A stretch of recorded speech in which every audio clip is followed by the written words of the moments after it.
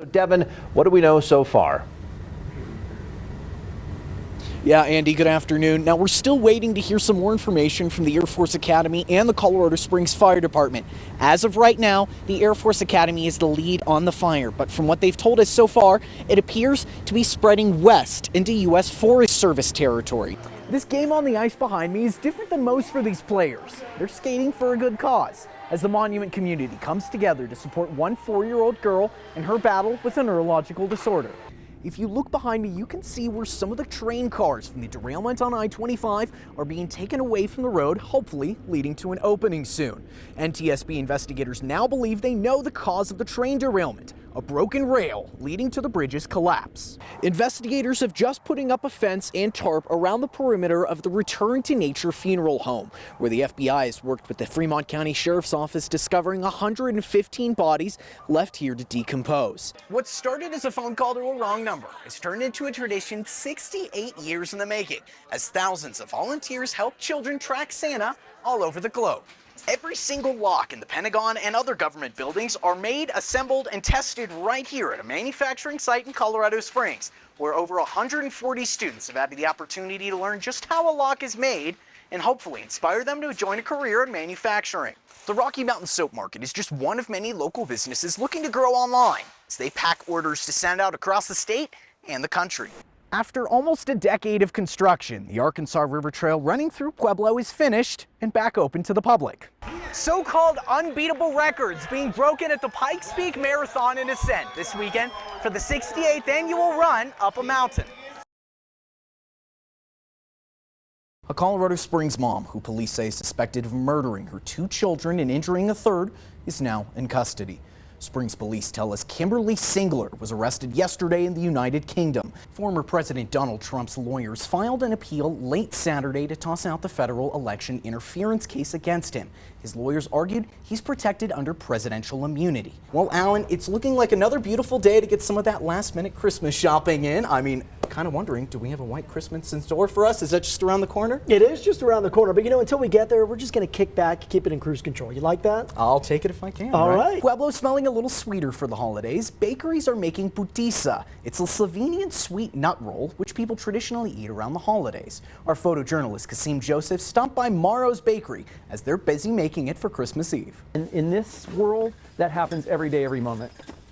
Such a wonderful story. If you'd like to find out if you qualify for a tree next year or donate to have one for the cause, we have all that information up on our website, KOAA.com.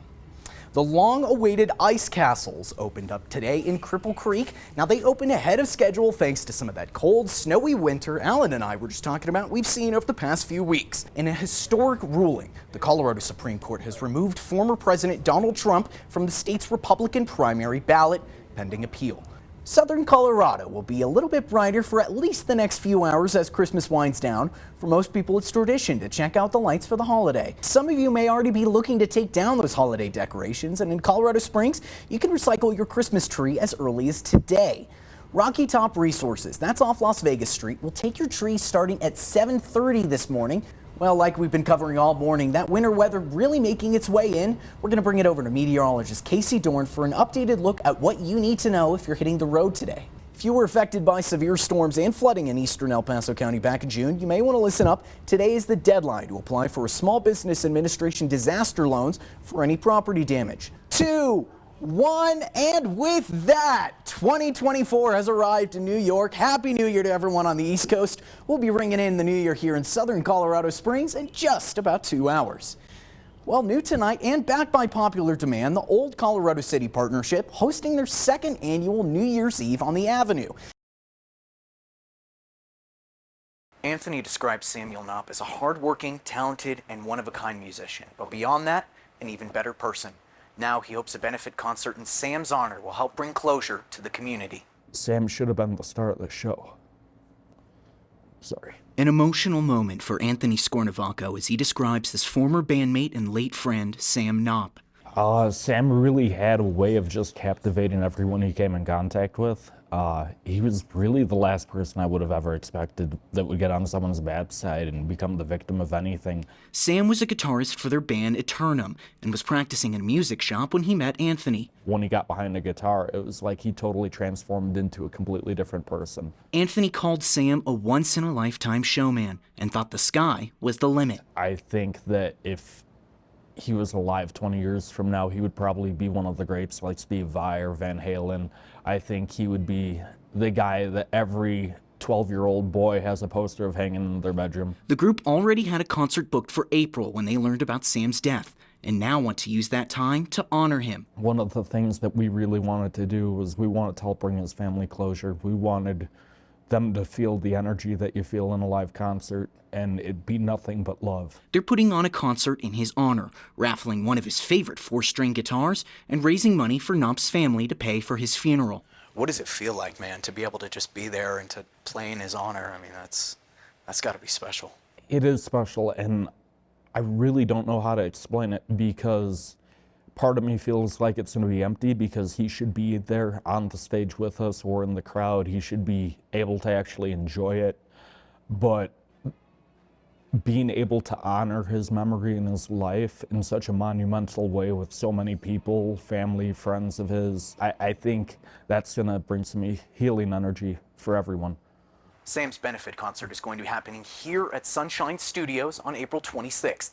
For more information and tickets, we've got it online at KOA8.com. In Colorado Springs, I'm Devan Karp, News 5.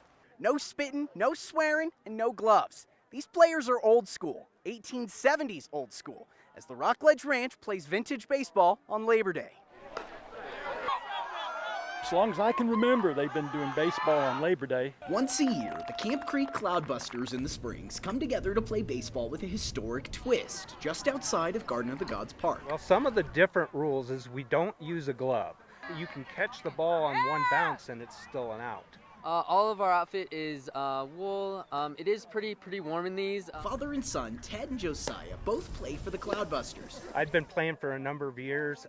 He plays varsity for Rampart High School. For a game designed to be fun. Honestly, sometimes I have more fun out here than I do on the baseball team because it's so much more serious. It's filled with antics throughout the innings, like Abraham Lincoln at bat, a cow wandering onto the field, even interrupting the players with protests for prohibition and women's right to vote. What do you like about it? Oh, look around, right? It's interactive for the audience. They can sway the umpire and keep the ball away from the other team. It's pretty cool. Here at the ranch, where we represent history going back those years, it helps us demonstrate one more element of the way life used to be. The Cloudbusters are playing the Colorado Territory All-Stars, a team that plays 19 games like this a year. We have a lot of fun with it. Like somebody runs with like a pie in the field sometimes and stuff like that. Ultimately, today is about playing for the fans, but Josiah and Ted will be back next year, along with everyone else, for a look back at America's pastime. The final score, the hometown Camp Creek Cloudbusters beat the Colorado Territorial All-Stars 10-3.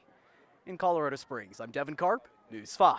This is from the lawyers here, okay? Each contestant begins with a bowl of 10 fresh jalapenos. Oh, that's hot.